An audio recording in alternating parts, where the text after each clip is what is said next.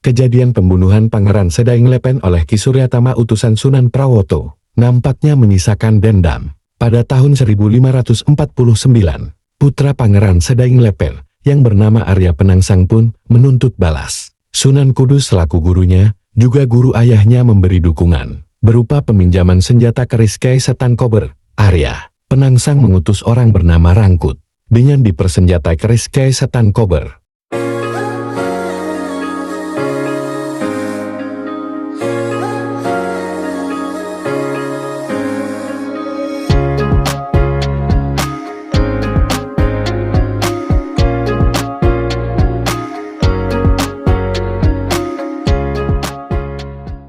Gugurnya Adipati Kudus Pati Unus, Pangeran Sabranglor pada tahun 1521 dalam penyerangannya ke Malaka yang dikuasai Portugis. Demak, karena Adipati Kudus tak mempunyai keturunan, maka terjadilah perebutan tahta antara Raden Kikin dan Raden Trenggana. Keduanya adalah adik dari Adipati Kudus, Raden Kikin, yang lahir dari selir putri Bupati Jipang. Akhirnya tewas di tangan orang suruhan atau pembantunya, Raden Mukmin, yang bernama Ki Suryatama. Raden Mukmin disebut juga Sunan Prawoto, putra pertama Raden Trenggana. Pembunuhan ini dilakukan setelah salat Jumat di tepi sungai, dengan menggunakan keris Kyai Setan Kober yang dicurinya dari Sunan Kudus. Sejak tewasnya itu, Raden Kikin terkenal dengan sebutan Pangeran Sekar Sedaing Lepen. Pangeran Sekar Sedaing Lepen meninggalkan dua orang putra dari dua orang istri, yang bernama Arya Penangsang dan Arya Mataram. Ini berarti perebutan tahta dimenangkan Raden Trenggana. Pada tahun yang sama, yaitu tahun 1521, Raden Trenggana naik tahta. Pada waktu itu belum ada gelar Sultan pada Raja Demak, barulah menggunakan gelar Sultan setelah 3 tahun kemudian. Pada tahun 1524 gelar ini ada karena seorang pemuda dari Pasai bernama Fathahillah yang memperkenalkan gelar bernuansa Arab, sebagaimana yang sudah lazim dipakai raja-raja Islam di Sumatera. Maka Trenggana bergelar Sultan Ahmad Abdul Arifin, tetapi lebih dikenal dengan Sultan Trenggana. Pemerintahan Sultan Trenggana berakhir pada tahun 1546. Ia gugur di Panarukan, Situbondo dalam upayanya melebarkan sayap kerajaan Demak. Raden Mukmin naik tahta, menggantikan ayahnya yang gugur. Raden Mukmin ini berambisi untuk melanjutkan usaha ayahnya melebarkan sayap untuk menaklukkan Pulau Jawa, namun keterampilannya di bidang politik kurang baik. Ia cenderung hidup sebagai ulama daripada raja. Raden Mukmin memindahkan pusat pemerintahan dari kota Bintoro menuju Bukit Prawoto. Lokasinya saat ini kira-kira adalah Desa Prawoto, Kecamatan Sukolilo, Kabupaten Pati, Jawa Tengah. Oleh karena itu, Raden Mukmin terkenal dengan sebutan Sunan Prawoto. Kejadian pembunuhan Pangeran Sedaing Lepen oleh Ki Suryatama utusan Sunan Prawoto nampaknya menyisakan dendam. Pada tahun 1549 putra Pangeran Sedaing Lepen yang bernama Arya Penangsang pun menuntut balas. Sunan Kudus selaku gurunya, juga guru ayahnya memberi dukungan, berupa meminjamkan senjata keris Kyai Setan Kober. Arya Penangsang mengutus orang bernama Rangkut dengan dipersenjatai keris Kyai Setan Kober. Rangkut melakukan aksinya ketika Sunan Prawoto sedang tidur di biliknya bersama istrinya. Ketika Rangkut berhasil menyusup ke bilik tempat tidur Sunan Prawoto, sebelum melakukan pembunuhan, Sunan Prawoto mengakui kesalahannya telah menyuruh Ki Suryatama membunuh Raden Kikin. Dia rela dihukum mati dengan syarat keluarganya diampuni. Rangkut menyetujui persyaratan itu, lalu menikam dada Sunan Prawoto yang pasrah tanpa perlawanan sampai tembus. Ternyata istri Sunan Prawoto berlindung di balik badannya. Istri Sunan Prawoto pun terkena hujaman karis Kyai Setan Kober. Melihat istrinya terkena hujaman yang melewati tubuh, Sunan Prawoto pun marah. Dengan sisa-sisa tenaganya, Sunan Prawoto menyerang balik Rangkut. Akhirnya mereka bertiga tewas hampir bersamaan dalam bilik yang sama. Sunan Prawoto tewas meninggalkan seorang putri yang bernama Rara Intan Putri, yang menjadi yatim piatu ini kemudian tinggal bersama Ratu Kalinyamat, adik Sunan Prawoto. Ratu Kalinyamat menemukan bukti keterlibatan Sunan Kudus dalam pembunuhan kakaknya, Sunan Pranowo. Ratu Kalinyamat bersama suaminya yang bernama Pangeran Hadari Adipati Jepara pergi ke Kudus untuk mendatangi Sunan Kudus meminta pertanggungjawabannya. Tapi Sunan Kudus memberikan jawaban, kalau Sunan Pranowo tewas karena karma. Tentunya jawaban itu bukan yang diinginkan Ratu Kalinyamat. Dengan penuh rasa kecewa, Ratu Kalinyamat bersama Pangeran Hadari pulang ke Jepara.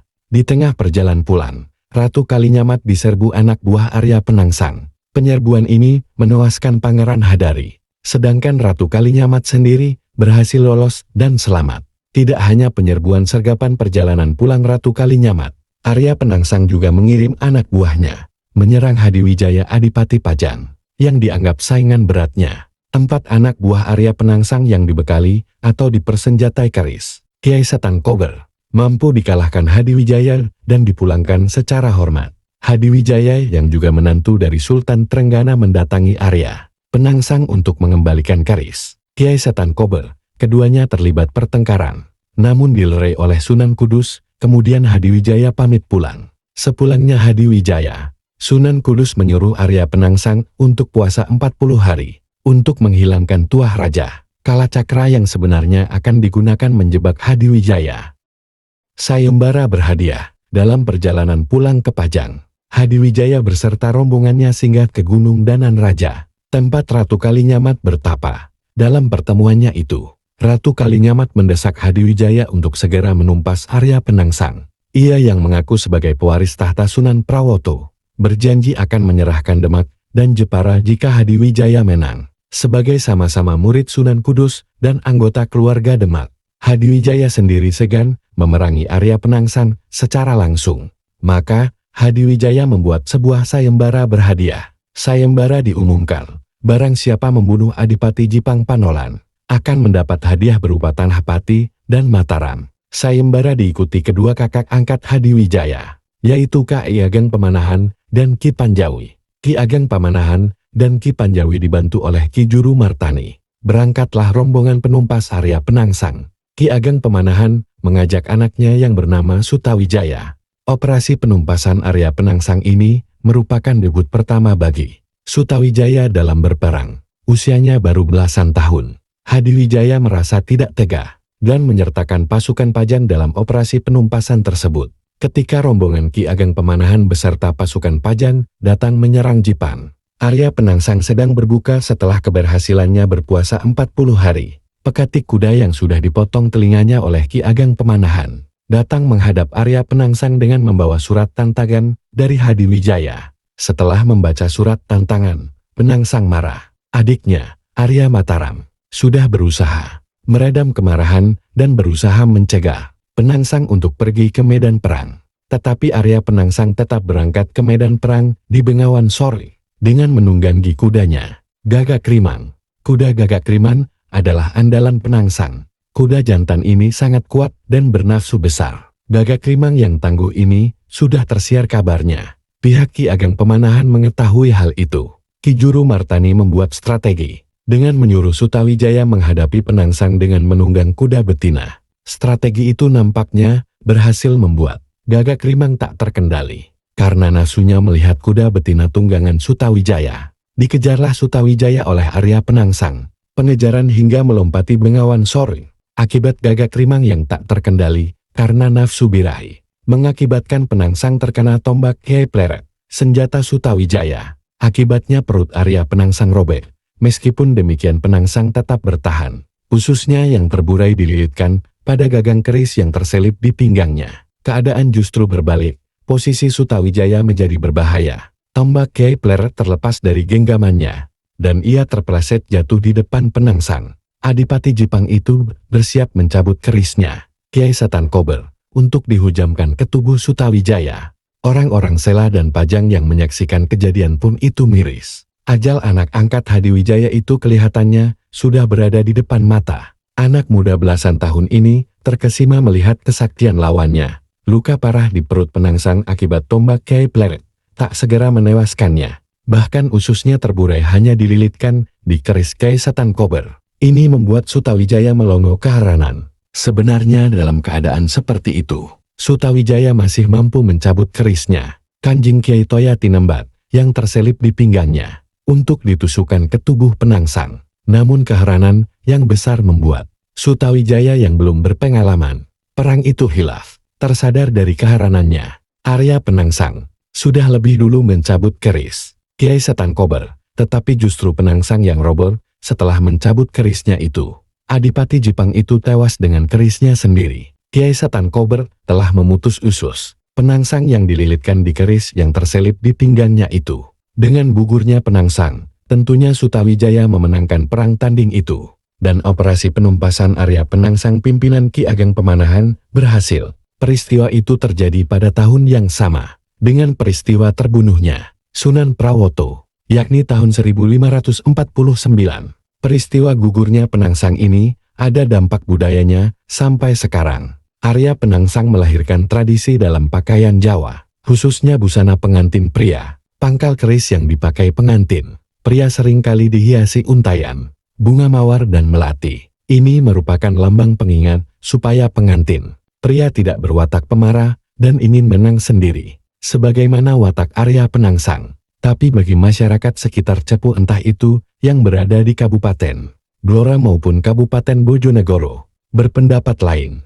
Untayan bunga melati pada keris pengantin pria Jawa diibaratkan sebagai lambang kegagahan Arya Penangsang. Meskipun telah terburai isi perutnya, namun Arya Penangsang tetap masih mampu tegap berdiri hingga titik darah penghabisan. Dari perlambang itu, diharapkan sang pengantin laki-laki kelak bisa menjaga kemakmuran, kebahagiaan, keutuhan dan kehormatan rumah tangga meski dalam keadaan kritis seperti apapun. Seperti halnya Arya Penangsang yang tetap memegang prinsip hingga ajal tiba. Pemindahan dan pembagian hadiah. Setelah Jipang berhasil ditaklukkan, pusat kerajaan Demak dipindah ke Pajang.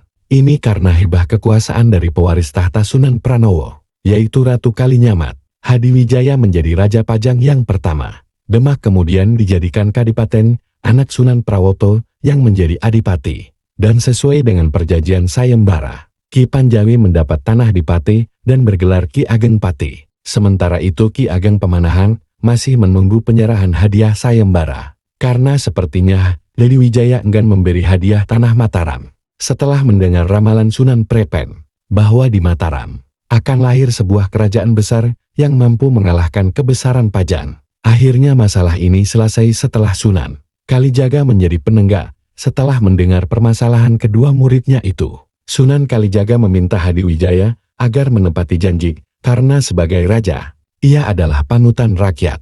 Sebaliknya, Ki Ageng Pemanahan juga diwajibkan bersumpah setia kepada Pajang. Ki Ageng Pemanahan pun bersedia. Maka, Hadiwijaya rela menyerahkan tanah Mataram pada kakak angkatnya itu. Tanah Mataram adalah bekas kerajaan kuno, bernama Kerajaan Mataram yang saat itu sudah tertutup hutan bernama Alas Mental. Ki Ageng Pemanahan sekeluarga, termasuk Ki Juru Martani, membuka hutan tersebut menjadi Desa Mataram. Meskipun hanya sebuah desa namun bersifat tanah perdikan atau Sima Swatantra. Ki Ageng Pemanahan yang kemudian bergelar Ki Ageng Mataram, hanya diwajibkan menghadap ke Pajang secara rutin sebagai bukti kesetiaan tanpa harus membayar pajak dan upeti. Kelak Mataram akan menjadi kerajaan besar. Terima kasih telah menonton. Sampai jumpa di cerita masa lampau selanjutnya.